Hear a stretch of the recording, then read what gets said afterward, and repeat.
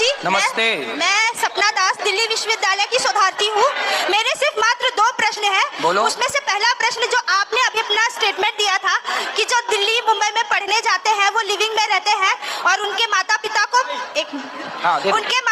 को पीछे से जाके उनका मतलब ऐसे देखना चाहिए। मुझे लगता है ये अविश्वास की स्थिति माता पिता के मन में यदि उत्पन्न होगी तो वो अपने बच्चों को ट्रस्ट नहीं करेंगे। और दिल्ली विश्वविद्यालय में पढ़ने वाले बहुत से ऐसे बच्चे हैं जो आज IAS, IPS, डॉक्टर यहाँ पे बने हुए हैं। तो ऐसे सिर्फ 1% तो इस तरह का मैसेज ना जाए। दूसरा प्रश्न, पहले एक का सुन लो। ये बताओ, आप स्टूडेंट हैं, कॉलेज में पढ़ती हो? हाँ। ये बताओ, आप खुद एक लड़की हो, एक बहन हो, एक बेटी हो, ये बताना मुझे कि आज स्कूलों में, कॉलेजों में लड़कियां लिव इन में और प्यार व्यार के चक्कर में पढ़ के अधिकांश परसेंट भी आप बता दो मुझे, कितने परसेंट लड़कियां आजकल ये चक्कर में पड़ जाती हैं कॉलेज स्कूलों में? बताओ जरा, आप बताओ। देखिए, ऐसा नहीं है कि बहुत सारी लड़कियां कॉलेज स्टूडेंट में चक्कर में पड़ती है कि नहीं, ये बताओ। 1%, 1 या 2%, 99% अपने माँ बाप का सुनती है। ऐसा नहीं है। यदि ये देखो, ये सब मना कर रहे हैं 2% नहीं। गुरुजी, मैं ये कहती हूँ, ये लड़के लोग मना कर रहे हैं। नहीं, जो यदि नहीं, ये कह रहे हैं 75% लड़कियां बर्बाद हो जाती हैं। ये कह रहे हैं, मैं नहीं गुरुजी। यदि 75% या 99% यदि लोग प्रेम में पड़ती या फिर भाग जाती किसी पर पुरुष के साथ, तो माँ बाप यही जो बैठे हुए हैं वो अपनी बेटियों को दिल्ली विश्वविद्यालय मुंबई में दाखिला कभी नहीं दिलवाते। बहुत सारे ऐसा है। मैं आपको एक घटना सुनाता हूँ। आप ना अभी संसार को देखा नहीं है। मैं छोटी सी बात बताऊं, आप ना बड़े बड़े जितने कॉलेज हैं, जिस भी शहर का, दिल्ली हो, मुंबई हो, प्रयाग हो, इत्यादि, कानपुर हो, कहीं आप जाना, आप सब लोग जाना, चेक करना। क्या चेक करना मैं बताऊं?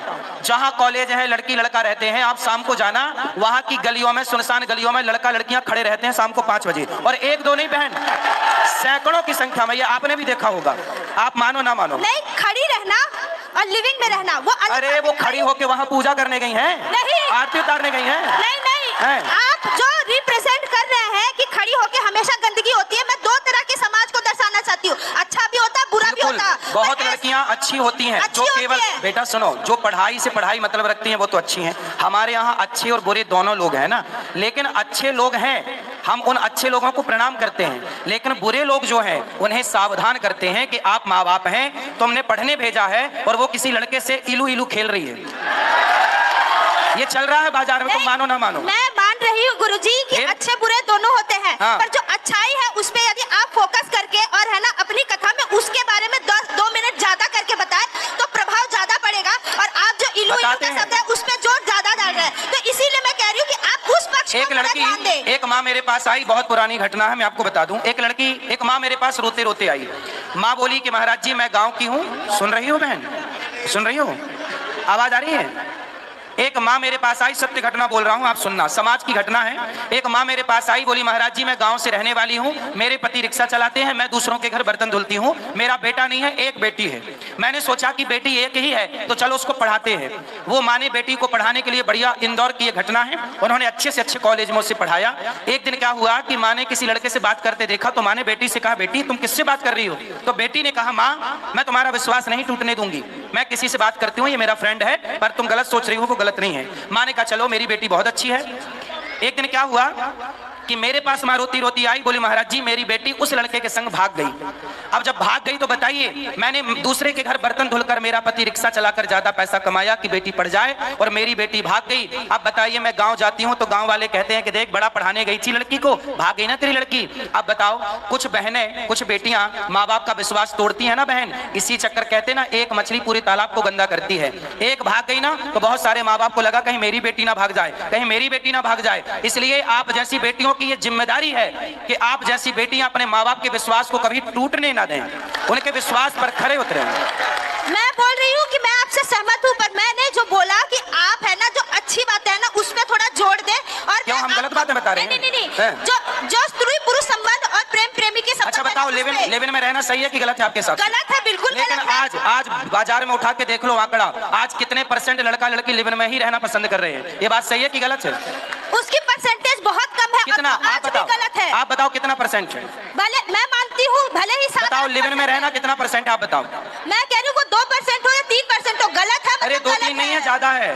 मैं गुरुजी, इसकी गिनती किसी ने नहीं की है, पर परसेंटेज गलत है। आज भी लड़कियां अच्छी है, और उन अच्छी लड़कियों को आप इस मंच से अप्रिशिएट कीजिए। मैं ये चाहती हूँ, बस आप जैसी अच्छी बहनों को, आप जैसी अच्छी लड़कियों को मैं प्रणाम करता हूँ। और मैं हमेशा एक बात कहता हूँ बेटा, मैं अच्छी भी बात कहता हूँ पर आपने वो सुनी नहीं। मैं हमेशा कहता हूँ कि बेटी ऐसा काम करे कि माँ बाप का सिर गर्व से ऊंचा हो, ना कि कोई ऐसा काम करे कि शर्म से सिर झुक जाए। बेटी को झांसी की रानी बनना है, देश के लिए बड़ा करना है, IPS IAS बनो, लेकिन चरित्रवान। पहला फोकस क्या? अच्छा बताओ, डिग्री बड़ी है कि चरित्र बड़ा है? चरित्र। हाँ, इसलिए हर बहन को चरित्रवान होना चाहिए। चरित्रवान होना चाहिए और डिग्री भी बढ़ानी चाहिए ताकि देश का नाम ऊंचा हो और मिसाल बने। तभी कल्पना चावला जैसी लड़कियां विदेश में जाके भी नाम ऊंचा करेंगी। धन्यवाद आपको गुरुजी। बहुत अच्छा बनना है। बोलो बेटा, भैया रुक जाइए। बेटा यहाँ भी ले आना माइक, मैया को देना अभी वहाँ।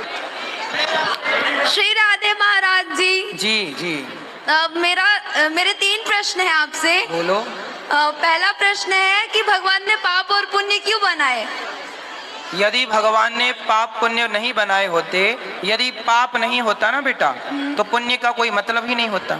यदि रात ना होती तो दिन का कोई मतलब होता नहीं। फिर इसलिए ईश्वर ने सब चीज जोड़े से बनाई। जी। माँ ना होती तो बाप का क्या मतलब होता, जी। बहन ना होती तो भाई का क्या मतलब होता, पृथ्वी ना होती तो आकाश का क्या मतलब होता, कांटे ना होते तो गुलाब का क्या मतलब होता। इसलिए ईश्वर ने सब जोड़े से बनाए। अच्छा ये बताओ जी। यदि दुख ना होता तो सुख का कोई मजा होता? जी नहीं फिर जी। इसलिए दुख बनाया ईश्वर ने कि दुख के बाद सुख का मजा है, जी बिछड़ने के बाद ना मिलने का मजा है। जी। ऐसे इसलिए ईश्वर ने सब जोड़े से बनाई। धन्यवाद गुरुजी। मेरा दूसरा प्रश्न ये है कि जब भगवान ने 4 युग बनाए, जिसमें सतयुग, त्रेता युग, द्वापर युग, कलयुग था, तो माधव मतलब बिहारी जी 3 युग भी तो बना सकते थे ना, कलयुग क्यों बनाया उन्होंने? 3 बनाते तो आप कहती कि 3 क्यों बनाए, 2 भी तो बना सकते थे।